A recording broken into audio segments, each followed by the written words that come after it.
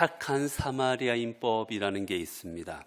어려움에 처한 사람을 돕지 않으면, 내가 뭔가 돕지 않으면 큰일 날 것 같은 사람을 돕지 아니하면 처벌받는 것, 그게 착한 사마리아인법입니다.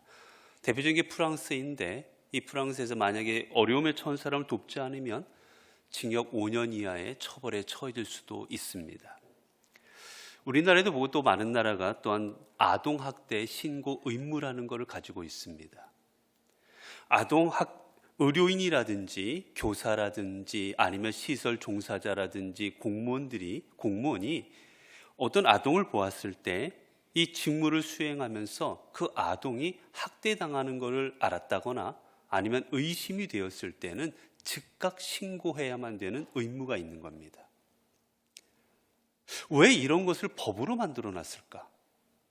왜 어려움에 처한 사람들, 학대받는 아이들, 왜 이 사람들을 보면 도와줘야만 되고, 그리고 이걸 신고해줘야 되고 당연한 일임에도 불구하고 왜 이걸 다 의무요 법으로 만들어 놨을까? 이유는 하지 않는다라는 겁니다. 누군가를 도와줘야에도 불구하고 안 도와줍니다. 저 사람을 내가 지금 안 도와주면 큰일 나고 생명이 위태로움에도 불구하고 모른 척합니다. 저 아이가 학대당해서 심하게 어려움에 처한 상황인데도 내버려 둡니다.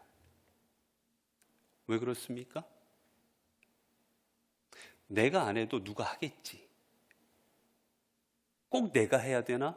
다른 사람 누군가 하겠지라고 생각을 하거나, 아니면 내가 신고를 함으로 인하여 벌어지는 일들로 인해서 내가 귀찮게 되거나 신경을 쓰게 되거나 아니면 그 일로 피해를 당할까, 그래서 하지 않는 겁니다. 즉, 하지 않는 이 일의 중심에는 뭐가 있느냐? 내가 귀찮을까 봐 내 생각을 하는 거예요. 지금 아파하는 사람, 고통당하는 사람, 이 사람을 생각하는 게 아니라 내가 먼저 생각이 되는 겁니다. 그렇게 이런 것들을 방지하기 위해서 법률로 신고해야만 하는 법을 우리에게 만들어낸 거지요. 여러분, 그렇습니다. 우리 이 땅을 살아가면서 여러분, 누군가를 도와야 되고 내가 무엇인가를 해야 된다는 거 다 알고 살아갑니다. 중요한 건 그러나 하지 않고 있다는 거예요. 오늘 본문에 보게 되면 예수님께서 이 벳세다 광야에 가셔서 이제 많은 사람들에게 복음을 전하시는 도중에 일어난 사건입니다. 이 빈들에서 예수님께서 이제 복음을 전하시는데 성경에 약 5,000명가량이 모였다고 되어 있어요. 이 5,000명은 여자를 빼고 그리고 아이를 뺀 남자만의 숫자입니다. 아마 일반적으로 따지면 한 2만여 명 가까운 사람들이 아마 예수님 앞에 몰려들었던 것 같습니다. 이들이 예수님의 말씀을 얼마나 열심히 듣고 있었느냐, 이들은 때가 가는 줄을 몰랐어요. 여러분, 우리는 뭐 하다가 보면 배고프면 밥 먹고 합시다 그러잖아요. 근데 이들은 여러분 때가 가는 줄도 모르고 저녁 때가 되었는데도 불구하고 말씀 듣는 것에 열중하고 갈 생각을 하지 않습니다. 사실 오늘 본문에 나오는 때가 저물었다는 표현은 해가 떨어지는 우리로 하면 7시나 이 정도는 아니고, 유대인의 해 떨어지는 시각은 오후 3시에서 4시경이라고 생각을 합니다. 이때가 이제 저녁 들어가는 때예요. 그렇기 때문에 아마 4시 전후가 되었을 겁니다. 자, 이때가 되어서 이제 저녁을 먹을 시간이 되었는데 이들이 여전히 주님의 말씀에 열중하고 있습니다. 이들의 모습을 본 주님께서 이제 제자들에게 말씀하시지요. 때가 이제 저물어 갈 때 이제 제자들이 걱정을 하기 시작합니다. 저 많은 사람들, 여기 와 있는 저 수많은 사람들, 이 사람들을 어떻게 해야 될까? 이들이 이제 걱정하기 시작합니다. 그리고 예수님께서 이들에게 분명히 이들에게 어떻게 말씀하실지 감도 좀 오기 시작합니다. 그러자 먼저 제자들이 주님 앞에 이야기하지요. 이렇게 말합니다. 35절에 보면 때가 저물어 가매 제자들이 예수께 나와 여짜오되 이곳은 빈들이요 날도 저물어 가니 무리를 보내어 두루 촌과 마을로 가서 무엇을 사 먹게 하옵소서 라고 이야기합니다. 예수님, 때가 저녁됩니다. 저녁때가 되었으니 이제 이 사람들 집에 돌아가라 해서 각자 밥을 먹을 수 있도록 하시지요 라고 이야기를 합니다. 이렇게 말하는 것 맞는 말입니다. 이들이 이렇게 말하는 것 합리적입니다. 왜 그렇습니까? 여러분, 2만여 명의 사람의 밥을 어디서 구해오겠습니까? 만약에 우리가 지금 예배드리고 있는 여러분들 밥을 당장 바깥에서 구해오려도 거의 불가능한 일일 겁니다. 그런데 2만여 명의 사람들을 먹일 그 식량을 당장 어디서 구해오겠습니까? 거의 불가능에 가까운 일이었어요. 그러자 제자들은 이들이 각자 자기 집으로 가서 아니면 마을로 가서 각자 자기 걸 자기가 스스로 해결하도록 하는 게 낫겠습니다라고 주님 앞에 이야기를 하는 겁니다. 합리적인 말이고 이치에 맞는 말입니다. 그런데 여러분, 이들이 이렇게 말하는 더 근본적인 이유가 있었습니다. 이들이 각자 집으로 이들을 돌려보내자고 하는 더 근본에는 뭐가 있었느냐? 이들을 먹일 방법을 찾으려면 자신들이 고단합니다. 이들 중에 갈 사람은 가고 남아있는 사람도 먹이든 어떤 방법이든지 간에 이들을 먹일 방법을 찾고자 하면 제자들이 사방팔방 돌아다니면서 먹을 것을 구해오야 될 것이고 거기에 돈을 써야 될 것이고 뛰어다녀야 될 것이고 제자들이 고생을 해야 됩니다. 귀찮습니다. 내 가족도 아닙니다. 저들을 아는 사람도 아닙니다. 저들을 위하여 내가 무엇인가 해야 될 이유가 사실은 없습니다. 내가 고단하고 내가 힘들고 그리고 내가 귀찮고 이런 마음에 제자들은 주님 앞에 먼저 이야기를 하는 거예요. 주님, 저들 빨리 돌려보내시기 바랍니다. 그렇기에 제자들이 지금 주님 앞에 저들을 마을로 돌려보내자고 하는 그 중심은 내가 하기 싫은 겁니다. 내가 무엇인가 일을 감당하기 싫은 마음이 그 중심에 있었던 거예요. 이제 이들의 마음을 주님께서 아십니다. 이들의 마음을 아시는 주님께서 이렇게 말씀하시죠. 오늘 본문에 보게 되면 37절에 대답하여 이르시되 너희가 먹을 것을 주라 하시니, 주님께서 이들의 마음을 아시고는 뭐라 말씀을 하시느냐? 너희가 먹을 것을 주라 하십니다. 똑같은 본문이 마태복음 14장 16절에 나와 있는데 거기서 이렇게 말씀하십니다. 예수께서 이르시되 갈 것 없다. 너희가 먹을 것을 주어라 라고 말씀하십니다. 갈 것 없다.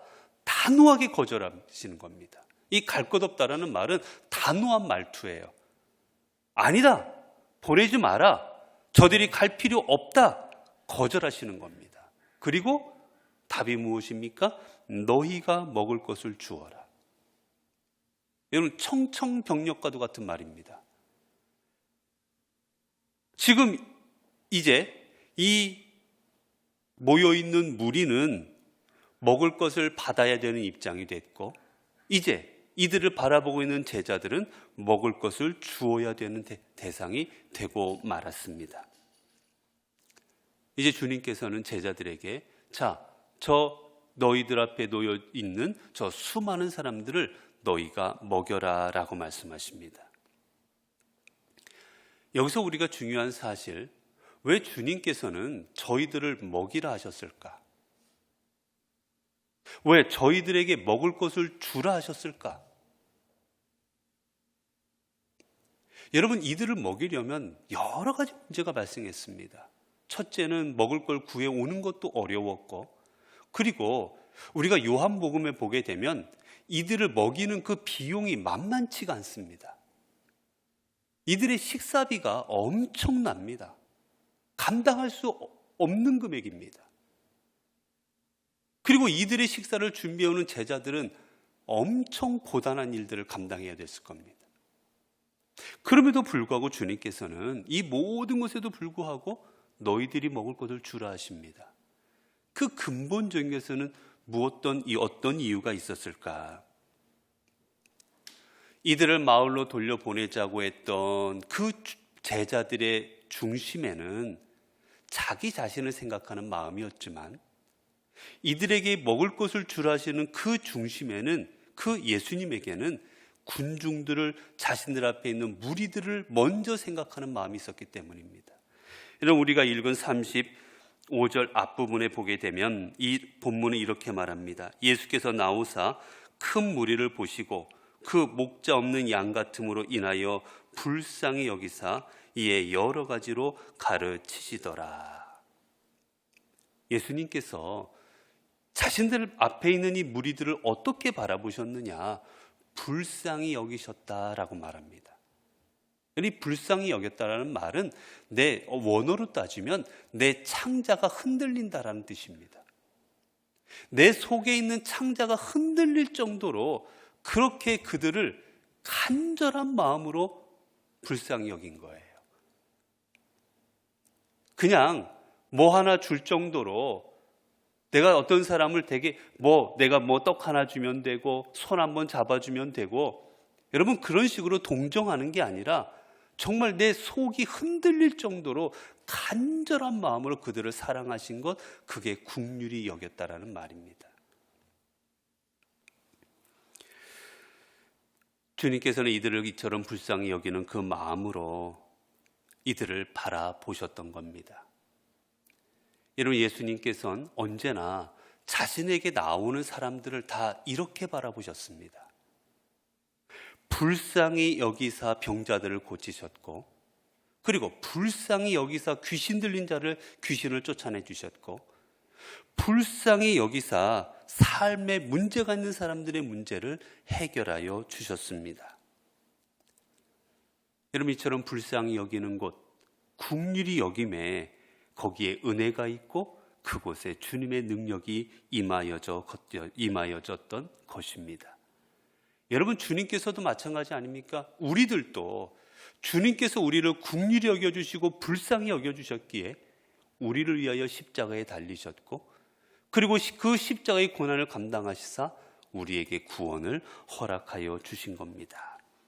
그런데 제자들에게는 이 긍휼히 여기는 마음, 불쌍히 여기는 마음이 없었어요. 그저 자기 자신, 내가 피곤하고 내가 힘들고 내가 돈을 써야 되고 이것만 생각하니 감당할 수가 없었던 겁니다. 여러분, 그렇기에 우리가 믿음 생활을 온전히 감당하기 위해서 우리에게 필요한 것은 바로 무엇입니까?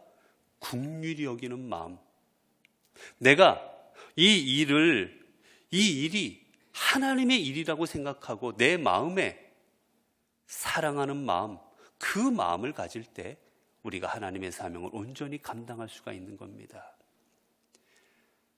이번에 우리가 태국에 선교를 1월에 갔다 왔는데, 이 태국 선교 가면서도 참여한 분들의 이야기를 들어보고 그 상황을 보면 다 똑같았습니다.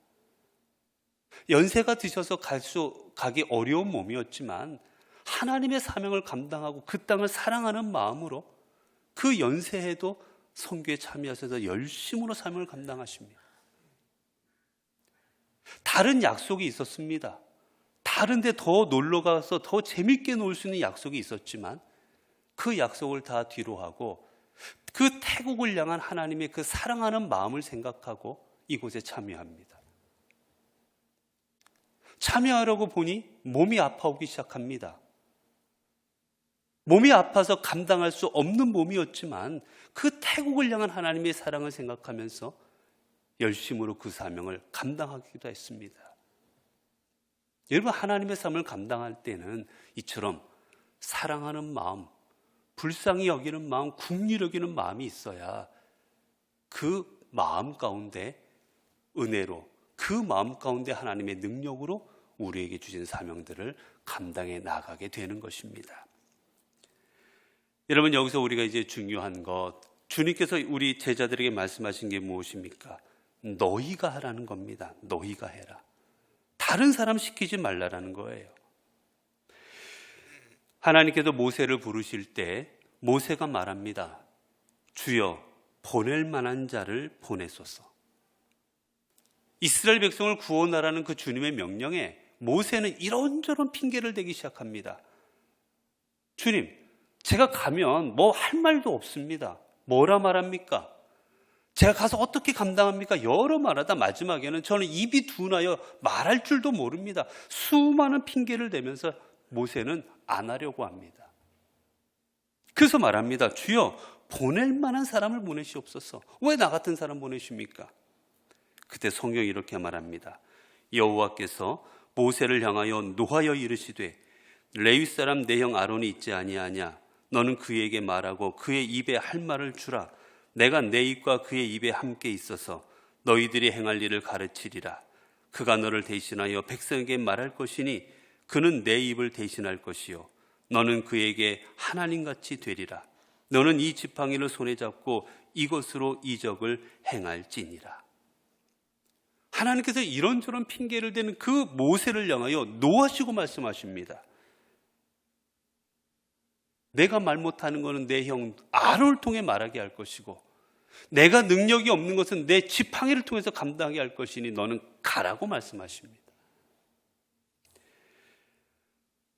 율법서가 나와서 주님 앞에 어떤 사람이 하나님 앞에 합당한 사람인지, 어떤 사람이 천국에 갈 사람인지 주님 앞에 묻습니다. 그때 주님께서 사마리아인의 비유를 말씀하시지요.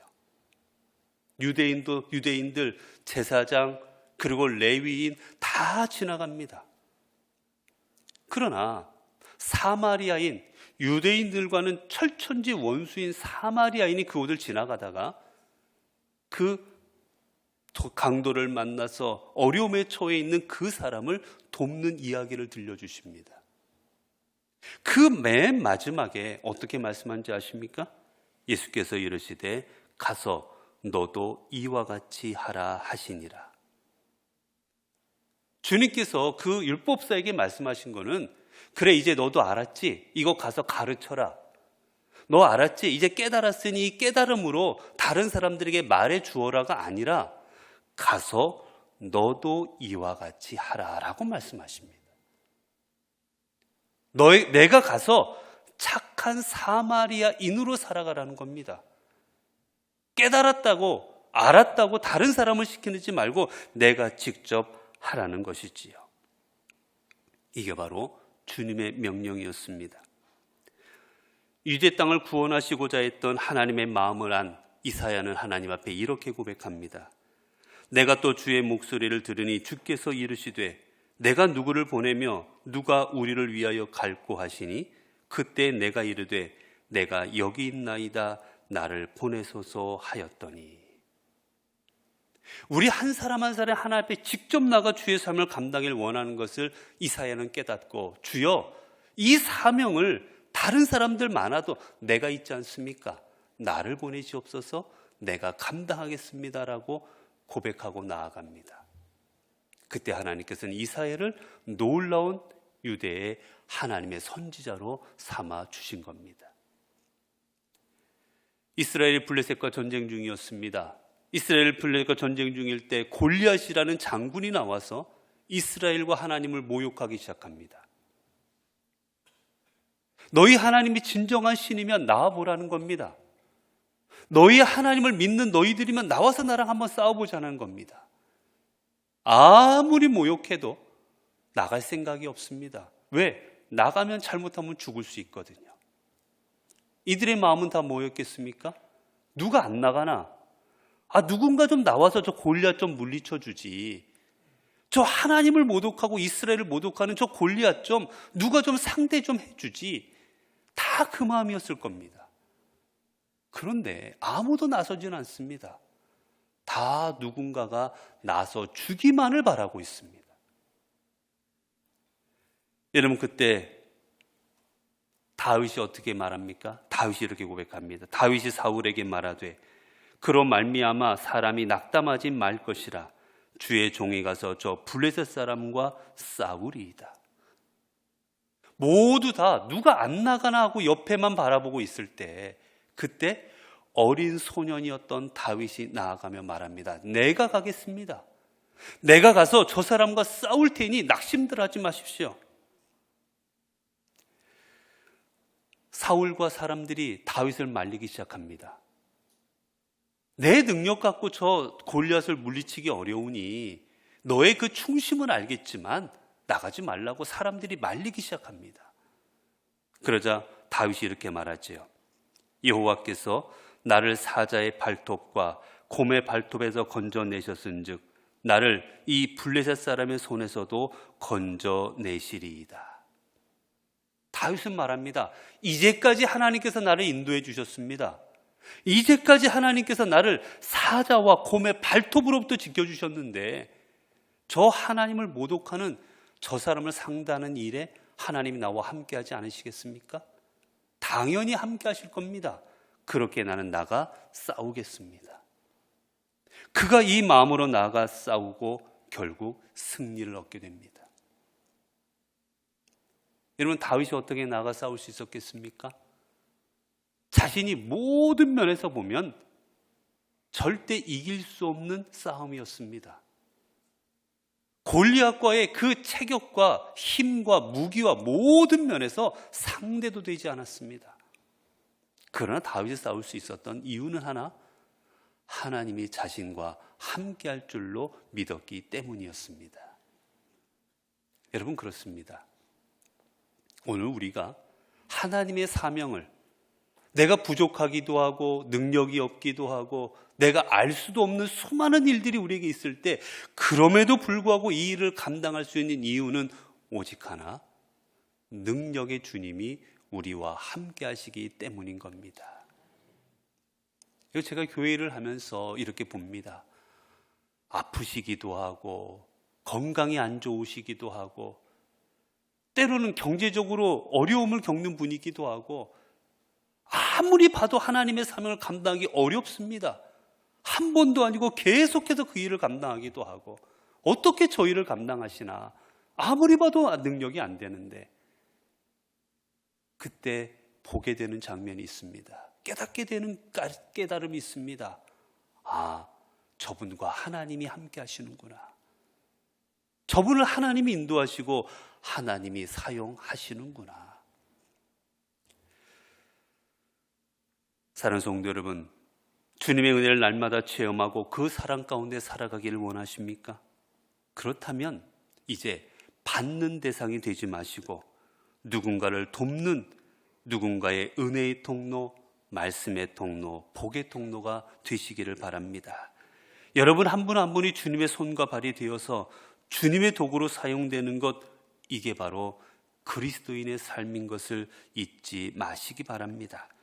내게 주신 모든 사람들을 위해 주님께서는 십자가에 달려 죽으셨고, 내게 주신 사람들을 위해 지금 우리를 부르시고 우리 또한 당신의 도구로 사용하고 계십니다. 이제 여러분들의 삶을 나누시기 바랍니다. 이제 주님의 사랑, 주님께 받은 그 사랑을 다른 분들과 나누시기 바랍니다. 주님의 은혜를 나누시는 삶을 살아가시길 바랍니다. 특별히 이번 명절, 여러분께서, 주님께서 여러분에게 여러분의 가족을 주시고 여러분의 친척들을 주신 것을 기억하고, 누가 설거지 하겠지, 누가 치우겠지, 누가 대신하겠지, 누가 인사하겠지, 여러분 그런 거 하지 마시고 이 일이 하나님이 내게 주신 사명이라는 걸 생각하시고 여러분들이 내가 스스로 앞장서서 모든 일들을 감당하며 나아가시기를 바랍니다. 그리할 때 우리가 하나님의 십자가에 달리신 주님의 은총의 통로, 그리고 주님의 그 사랑이 우리를 통해 흘러가게 될 때 우리의 삶의 자리는 더욱 풍성해지고 우리의 삶의 자리는 생명과 은혜의 자리가 되어질 것입니다. 기도하겠습니다. 은혜로우신 아버지 하나님, 감사합니다.